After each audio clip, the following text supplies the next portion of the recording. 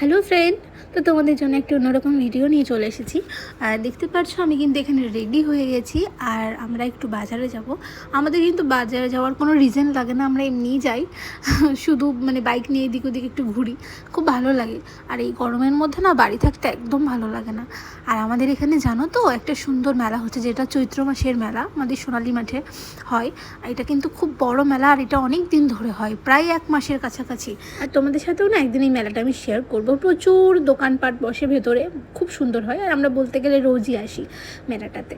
আর দেখো এই মেলার জন্য কিন্তু রাস্তাটা খুব সুন্দরভাবে লাইট দিয়ে সাজানো হয়েছে, যেটা দেখতে সত্যিই খুব ভালো লাগছে। কিন্তু একটা দুঃখের বিষয়, এই মেলা চলাকালীন না এই রাস্তাটা খুব ভিড় হয়, ভীষণ ভিড় হয়, একটু বিরক্ত লাগে। তারপর জানো তো আজকে 4-5টা দোকান ঘুরেছি, কোথাও পনির পাইনি, কারণ দিনটা শনিবার ছিল যেহেতু। তো একটু রাত্রে পনির, যেহেতু আমি ভেজ খাই আর রাত্রে তো আমি চিকেন খেতে পারবো না আজকে, তো আজকে পনিরই খাবো, যার কারণে পনির নিতে এসেছিলাম। আর তারপরে চলে এসেছিলাম আমাদের পাড়াতে, এখানে বাসন্তী পুজো হচ্ছে, এটা দশমী, খুব সম্ভবত দশমী ছিল। আর আমি এখানে এসেছিলাম, এখানে আমার বাবা মা বোন সবাই প্রেজেন্ট ছিল, তো বললো একটু দেখা করে যেতে। আর তারপর মায়ের দর্শন করে আর এখানে একটু প্রোগ্রাম চলছিল, সেটাও দেখে আমরা বাড়ি চলে এসেছি। আর দেখতে পাচ্ছ একটা ব্যাগ প্যাকিং চলছে, আমরা কোথায় যাচ্ছি তোমাদের সাথে অবশ্যই শেয়ার করব। আর খুব সুন্দর সুন্দর ব্লগও করব, তোমাদের সাথে অবশ্যই আমি শেয়ার করব।